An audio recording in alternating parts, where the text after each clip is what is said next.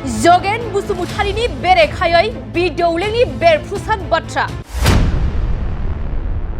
जगेन बसुमतारीनि बडलेण्ड महा उत्सव आरो हादरनि गाहाय मन्त्रि नरेन्द्र मोदीनि बिबुंथिखौ लानानै आरजाथावै बाथ्रा बुंनायनि सायाव बिदौलेंनि गोख्रों फिनजाथाय जगेन दैमारिया जिहेतु सान ससेयाव दावहाखौ गिनानै फैग्रा मानसि बे हिसाबै बिथांमोना अनलि फैसानिल' हिसाब बिग्रा मानसि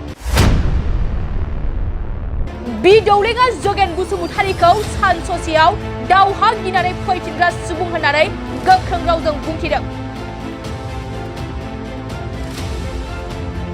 नंगौ मैयानि सानाव जगेन बसुमतारीया खौरांगिरि मेलनि गेजेरजों बडलेण्ड महा उत्सव आरो हादरनि गाहाय मन्त्रि नरेन्द्र मोदीनि बिबुंथिखौ लानानै आरजाथावै बाथ्रा बुंनायनि सायाव फिनजाथाय होफिनदों एक्स एनडिएफबि वेलफेयार एसोसिएशननि फाइनेन्स ट्रेजारि बिदौलें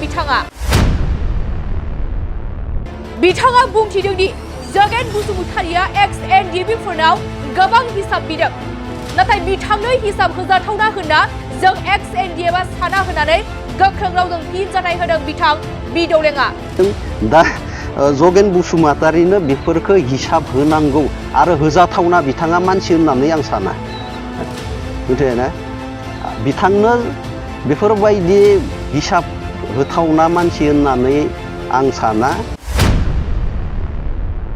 आरोबाव बिथाङा बुंथिबावदों दि जगेन बसुमतारीया सान ससेयाव दावहाखौ गिनानै फैफिनग्रा सुबुं बिथांमोना खालि फैसानिल' हिसाब बिग्रा मानसि बिपिएफनि मेनिफेस्ट'आनो फैसाल' होननानै गोख्रों रावजों बुंथिदों बिथां बिदौलेंआ बिनि अनगायैबो बिथां बिदौलेंआ जगेन बसुमतारीखौ मा गोख्रों बाथ्रा बुंथिबावखो फै जों खोनासंना लानि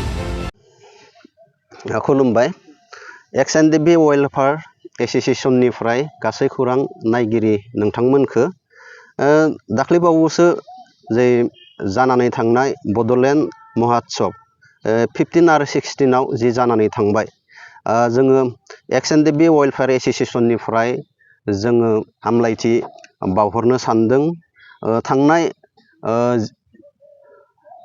आबसु बर' साहित्य सभा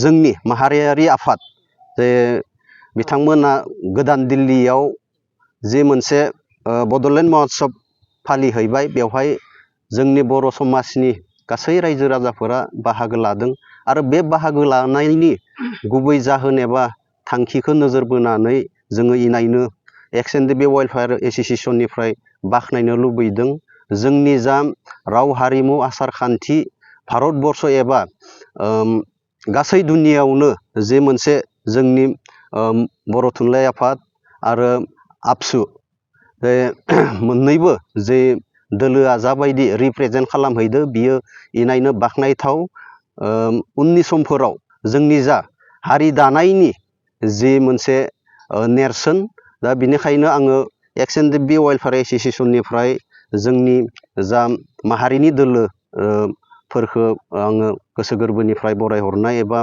गाहाम हामलायथि बावहरबाय दिनैहाय आङो बे बिथिङाव बेखौसो बुंनो सानदों जिहेतु 15 खालाराव जोंनि भारतनि प्राइम मिनिस्टार बिथाङा बेवहाय नुजादोंमोन नुजानायनि गेजेरजों जोंनि थांनाय 2020नि जा 27 जानुवारियाव मोनसे गोजोन गोरोबथा जालांबाय दा बे गोजोन गोरोबथाखौ नोजोर बोनानै जोंनि भारतनि गिबि मन्त्रि बिथाङा नरेन्द्र मोदी बिथाङा जे गोबां माने जोंखौ थुलुंगा होनायखौ नुनो मोनदों जोंनि गेजेराव मोनसे गोजोन थासारिया फैनायखौ नोजोर बोनानै दा आङो दिनैहाय बेखौसो बुंनो सानदों जे बिथांनि स्पिचनि गेजेरजों मोननैसो एक्स एनडिएफबिफोरनि दफाफोरनि सायाव बुंदोंमोन दा बेवहाय इनिफ्राय जोंनि तामुलपुर डिस्ट्रिक्टनि बेन्दोङाव थानाय बिथां मा होनगोन जगेन बसुमतारीया माने मोननैसो एक्स एनडिएफबि मुं लानानै एलिगेसन लाबोनायखौ जों नुनो मोनदों दा आङो गिबियाव बिथां जगेन बसुमतारीखौ बुंग्रोनो सानदों। बिथांनि इलिगेसन लाबोनायखौ क्लारिफिकेसन होनायनि आगोलनो आं नैबेखौसो बुंग्रोनो सानदों। जगेन बसुमतारीया सान ससेयाव दावहा नागारनानै फैग्रा सासे सुबुंसो। बिथाङा दिनैहाय माबायदिहाय एक्स एनडिबि मुं लानानै दिनैहाय एक्स एनडिबिफोरखौ लासिं सिं खालामदों, जोङो माने सारप्राइज जादों। जोङो जिहेथु नैबे तामुलपुर जिल्लानि बेन्दोङावनो जोङो बखबाद खालामो। बिथाङा सान ससेयाव फैनानै दावहा नागारनानै फैग्रा सासे सुबुंसो। बिथाङा सासे BPFनि बिथाङा कर्मिसो बै समनिफ्रायनो। दा बे दिनैहाय बिथाङा गोबां माने हिसाबफोर दिनैहाय बिथांखौ बिनायखौ नुनो मोनदों।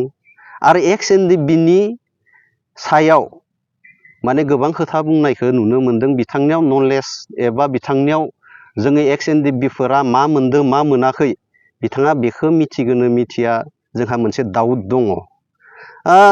आङो गिबियाव एक्स एनडिबिफोरनि मोननाय मोनै बिनि सायाव आङो नैबेखौ बुंग्रोनो सानदों। जोंहा एक्स एनडिबिया 4,04,203 जन जोङो होनो हाबाय एक्स एनडिबिफोरनो। बेनिफ्राय जोंहा 1986 नि 3 अक्ट'बरनि उननिफ्राय 34 इयार्स संग्रामाव गोबां मार्टियास जादों। दा बे मार्टियास जानायफोरनो जोङो 632 जन जोङो मुंख्लं न'खरनो 5 लाखसै दिनैहाय जोङो होनो हाबाय। आरो जाखिनि आद्रा दङ बिथांमोनखौ जोङो उननि समफोराव लासैनो बाजेट सेसननि गेजेरजों जोङो होनो थाखाय बा जोंनि जा गभर्नमेन्ट मानगोनां प्रमद सार दैदेननाय बिटिआरनि गभर्नमेन्ट दा बिथांमोना होनो थाखाय आखायाव लादों। दिनैहाय आङो आसरितसो मोनदों। लोगोसे बिथाङा बुंबावदो जे 1500 कौटिनि बिथांनो हिसाब नांगौ होननानै बिथाङा बुंदों। दिनैहाय मा होनगोन आङो बे 1500 कौटिनि जा क्लारिफिकेसन होनायनि सिगां आं नैखौ बुंगोन जे मा होनगोन जगेन दैमारिया जिहेथु सान ससेयाव दावहाखौ गिनानै फैग्रा मानसि, बे हिसाबै बिथांमोना अनलि फैसानिल' हिसाब बिग्रा मानसि। आरो BPFनि मेनिफेस्ट'आनो अनलि फर मा होनगोन फैसानि थाखायल'। दिनैहाय जोंहा गोबां खामानि मावनांगौ दङ। हारि दानायनि बड'फानि सिमांखौ जोङो जाफुंहोनांगौनि जोंहा गोबां खामानि एबा हाबाफारि लानानै जोङो हारि जौगानायनि फारसे जोङो खामानि मावनांगौ दङ। दा बे हिसाबै जिहेथु बिथांमोना 1500 कौटिनिखौ हरबाय होननानै जिहेथु जोंनि भारतनि मन्त्रि बिथां मा होनगोन नरेन्द्र मदि बिथाङा जिहेथु एसे एनाउन्स खालामनानै होदो। दा बेवहाय गोबां जोङो पर्यायक्रमै जोङो बायदिसिना लुफुंबाय थादों। अनगयिं स्किम बा जोंनि जा बिटिआर सरकार एबा प्रमद सारनि जि गभर्नमेन्ट दा बेवहाय मानि मावनायखौ जोङो नुनो मोनदों। दिनैहाय फार्स्ट टाइमनो जोङो एक्सट्रा स्पेसियेल पेकेज हिसाबै जोङो गुडविल SOBD जिआव जोङो गोबां कौटिनि माने एक्सट्रा फान्ड मोननानै जोङो बिटिआर एबा रायजो राजानि गेजेराव जों खामानि मावनो मोनदों। थिग बेफोरबायदिनो गोबां जोङो एक्सट्रा बायदिसिना मा होनगोन इयारलि बाजेटनि अनगायैबो जोङो गोबां फैसा जोंनि गेजेराव सफैदों। दा जगेन बसुमतारीनो बेफोरखौ हिसाब होनांगौ आरो होजाथावना बिथाङा मानसि होननानै आं साना। मिथिबायना? बिथांनो बेफोरबायदि हिसाब होथावना मानसि होननानै आं साना। बेनिखायनो आङो दिनैहाय बेखौसो बिथांखौ बुंनो लुबैदों जिहेथु नोंथाङा दावहाखौ गिनानै फैग्रा मानसि। बेनो जाय समनिफ्राय नोंथाङा दावहाखौ गिनानै फैबाय बै समनिफ्राय नोंथाङा BPF दोलोजों दङमोन। दा बेवहाय इनिफ्राय BPF नि प्रिन्सिपाल अफ आइडियलजिखौ नोजोर बोनानै 17 बोसोराव बेसेबां जाख्ल'दो जाख्ल'आखै बेफोरखौ रायजोफोरनो खोन्थानानै नोंथाङा पलिटिक्सनि भइसखौ होबासो मोजां जागोनखौ आङो सानदों। जोंनि एक्स एनडिबिफोरखौ बा जोंनि जा थाबोनाय एबा जा माने आद्रा थानाय दफाफोरखौ नोजोर बोनानै नोंथाङा ओरैनो आबां जाबां भुवा माने उपप्रचार खालामनायनिफ्राय गोजानाव थानो थाखाय आङो एक्स एनडिपि वेलफेयार एस'सिएशननिफ्राय नोंथांखौ गोख्रोङै खावलायहरनाय एबा गोख्रों रावजों बुंहरनाय जायो।